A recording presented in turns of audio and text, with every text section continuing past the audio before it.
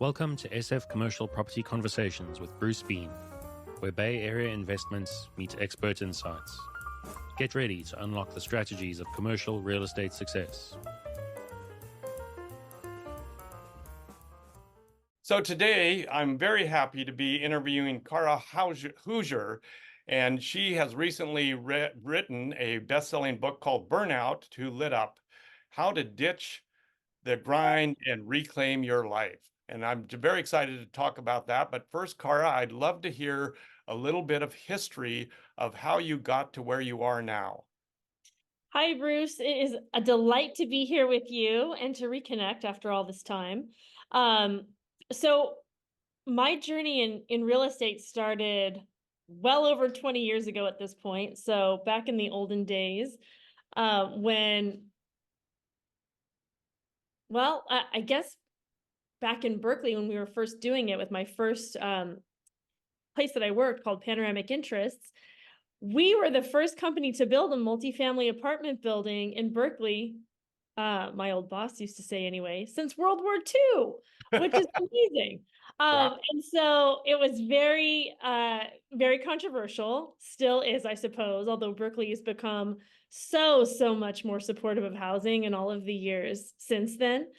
So I got my start working there, and I worked my way all the way up kind of through the ranks. I started helping out with the development projects, and then went off and was the GM of our portfolio of housing for a while and learned the operations side, then came back to development and wore all the hats from acquisition through design, development, entitlements, getting it, financed, basically doing all of those parts that it takes to get a project to construction and beyond. And most of our projects that I worked on anyway were in Berkeley and San Francisco. And I did that for 15 years, doing the grind, like a lot of people are familiar with, until I got quite burned out. So burned out, in fact, that I needed to take an almost 2-year break to get my sort of self back together. And by that point, I had a couple of kids and lots and lots of life responsibilities. And like lots of folks, kind of gradually went down the rabbit hole of burnout and kind of got stuck there. Had a really hard time trying to figure out how to come out. Well, you had some very interesting Panoramic Interest had some very interesting successes. I mean, you had the modular units in San Francisco, which was a first. And then, as you say, there were the first housing units in Berkeley. So there were some tremendous successes along that 15-year run, right? Yes. I mean, it's fascinating work. It's tough work, as anyone in the business will know. I later ended up opening a consulting business in development, and I would joke with my clients that, doing housing development in the Bay Area is like waking up every day and getting punched in the face and just figuring out like, okay, how do we come back from this? Because there's always something conspiring to destroy your project, it feels like. And sometimes it's an actual person who wants to destroy your project, but oftentimes it's more just macro forces. And so we did some really exciting things, and the 5-year marriage that it takes to get a project from the inception all the way to the end, 5 years minimum, is a haul with a whole team. And in order to get all those pieces to fit together beautifully and perfectly right is amazing, actually. And so I'm amazed that anything ever gets done. And building the first project in San Francisco that was LEED Platinum and modular and micro units was such a fun kind of R&D labor of love for the whole team. I mean, it was kind of R&D because, let's face it, it was a learning project. But amazing. And we were so excited and happy to tour it to anybody who wanted to come and see it. It was fun. It was fantastic. And did you ever do a second project like that, or any more projects that were modular? Panoramic did later, but that was after I left. I left in 2015. And so the last project I did with Panoramic was the big one on 9th and Mission. It was not modular, it was a high rise, which at the time wasn't really a thing. But Panoramic did go on to do at least one other modular in Berkeley, actually.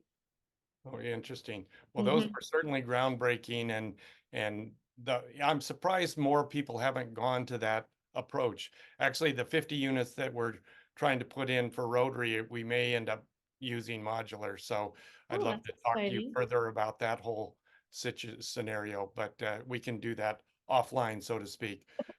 So then you spent that 15 years and you kind of paused for 2 years and realized, so what was the, I mean, I know what the challenges were, just the sheer volume of work in that area is so crazy. I can see that you and a lot of other people tend to burn out in this area. Mm-hmm. Yeah, it's a combination of work and then all of the domestic realm stuff that we have to do to live, and just sort of hustling and grinding and the way I describe it in my book is trying to be everything to everyone except yourself. Mm, I'd gotten into a bad habit that a lot of folks do of just putting my own stuff last, what I needed, not even just what I wanted, what I needed, like exercise, appropriate amount of sleep, maybe a hobby, time with a friend. Everything got chopped off and put lower and lower on the list in the interest of just getting everything done for everyone else. Um, and frankly, we're all encouraged to do this. American work culture is such that if you don't give 110+% to your paid work, you're just kind of a slacker. And so you end up feeling like you're sort of failing in all realms. And one of the learnings that I had was, look, you can't fail at something that's impossible to begin with. We're talking multiple full-time jobs here, and it's not possible to perform them all and actually be anywhere near a balanced human being. I mean, even machinery needs time off for maintenance and rest and like gas and oil. I mean, come on. So this notion that we can do this um, and actually still continue to perform as reasonably reasonably human beings, and for our families, for the things that we care about, for and even for our work, is ridiculous.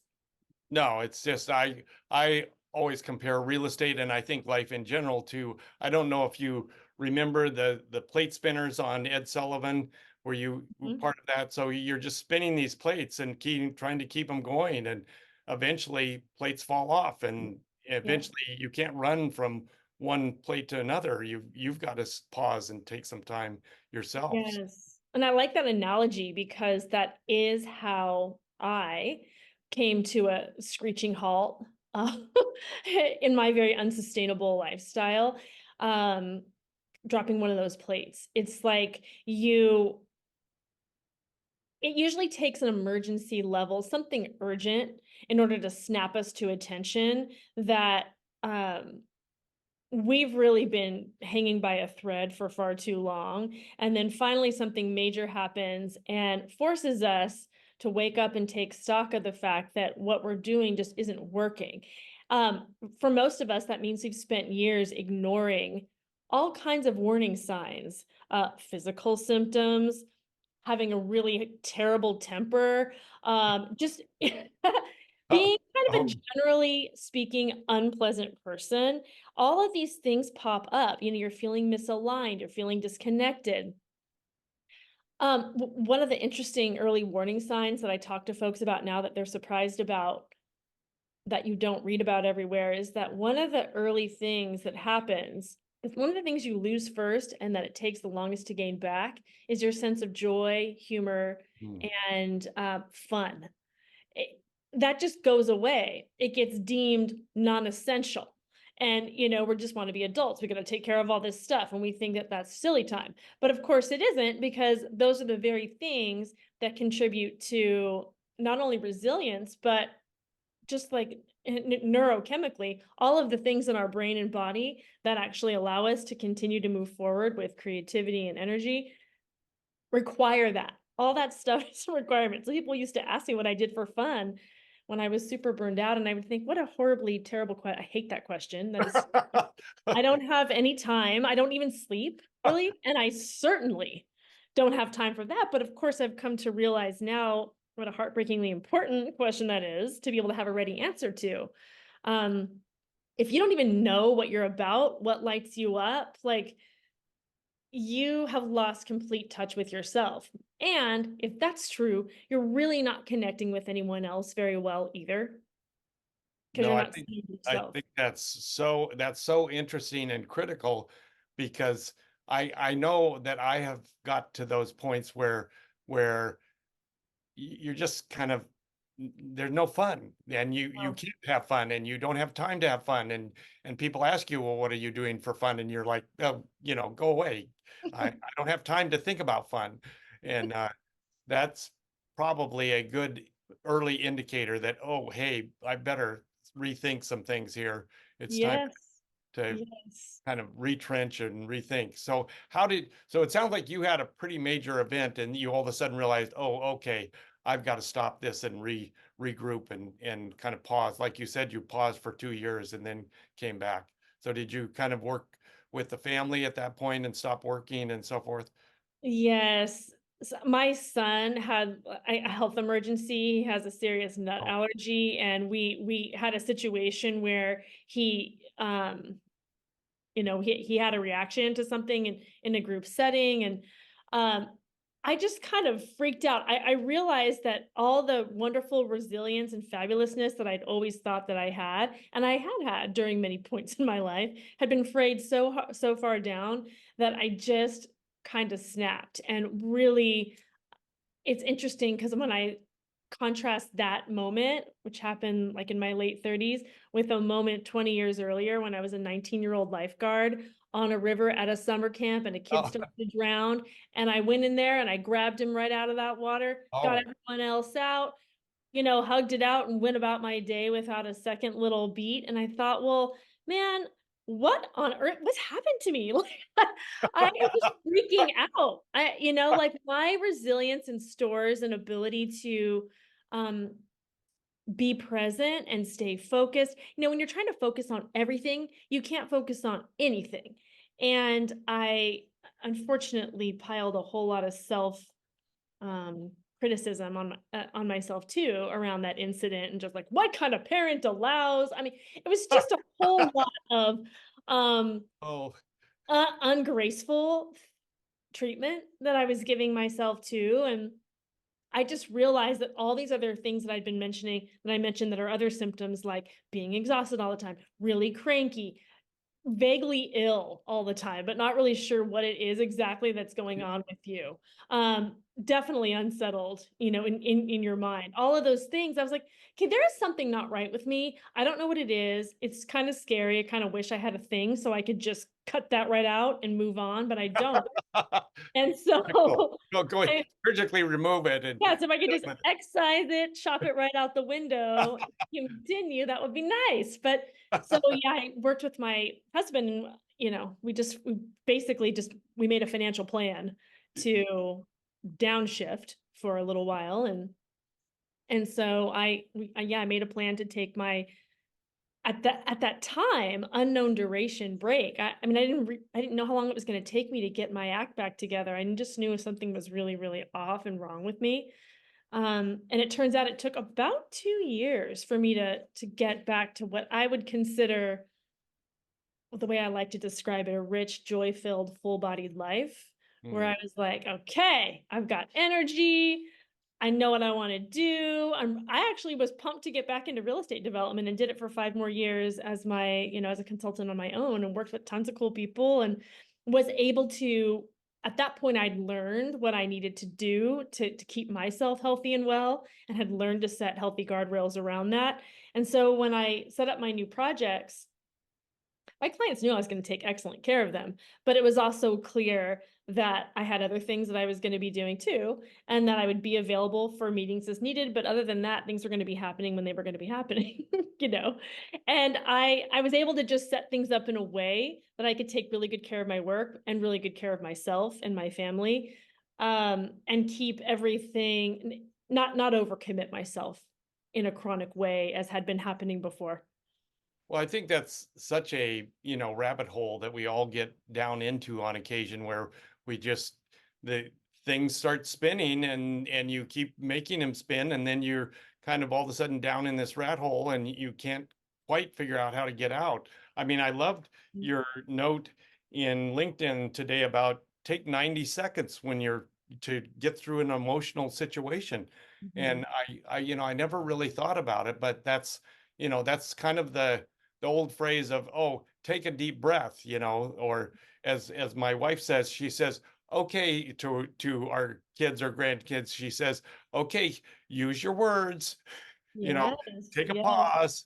And I yes. think we all kind of get there at some point where we have to kind of stop and realize, okay, it's going to take 90 seconds to get through this emotional thing that I'm having right now. Yeah, that was a neat insight that I learned and that I shared, is that if we allow the emotion to be there, if we breathe through it, if we allow ourselves to feel it, then it can release. And after that 90 seconds, it's not there in our body anymore. And so then it's up to us to decide, am I going to grab this thing and head down the rumination rabbit hole with it? Or am I going to, you actually have a choice at that point. But when you're super burned out, you are not highly intentional about how you're going about your day. It's a very chicken with your head cut off set of life experiences. You're chopping off that to-do list. Sometimes there's plenty of stuff on the to-do list that shouldn't even be there because you're just running around 100 miles an hour, wondering at the end of the day what's even useful that you've done.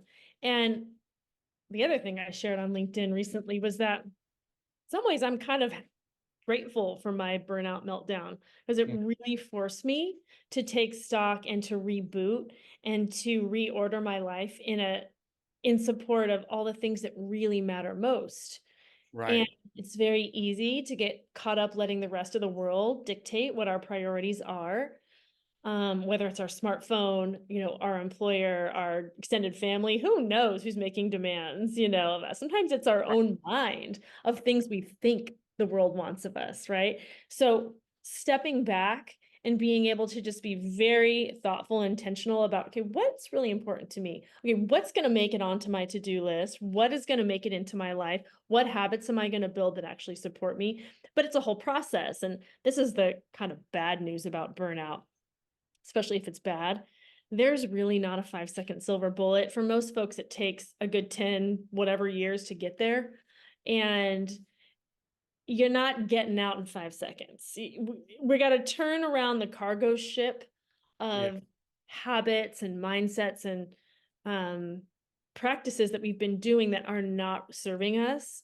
And that's going to take some step-by-step shifts. The good news is that it's step by step. Okay, we're not climbing Mount Everest tomorrow. We're starting where we are, which is thinking that doing something new and adding more stuff to our list sounds ridiculous. We're starting there.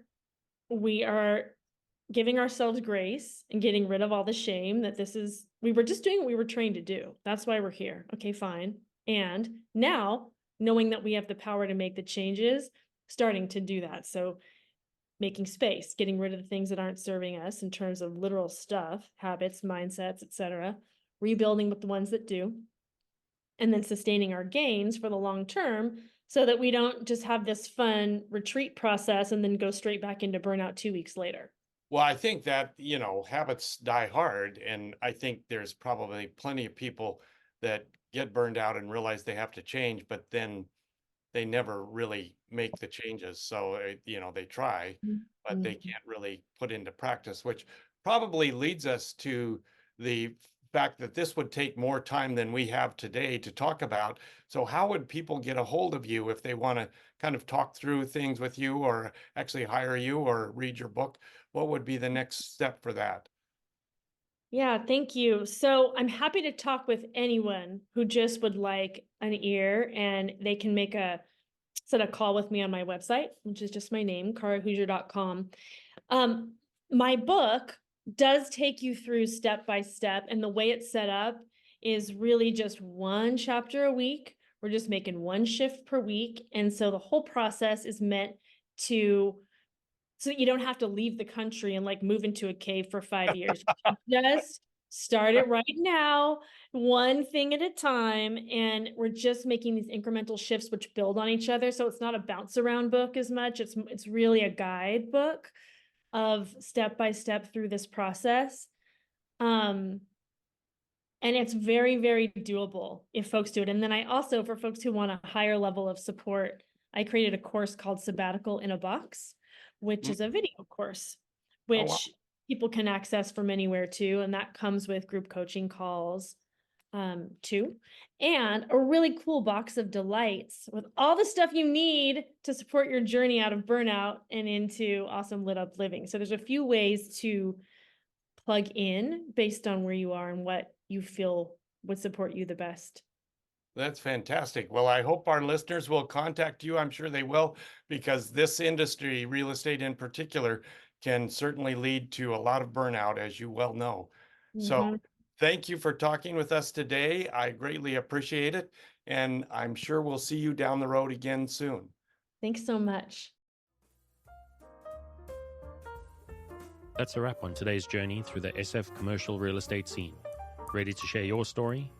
Visit sfcommercialconversations.com/guest. Your insights could lead the next conversation.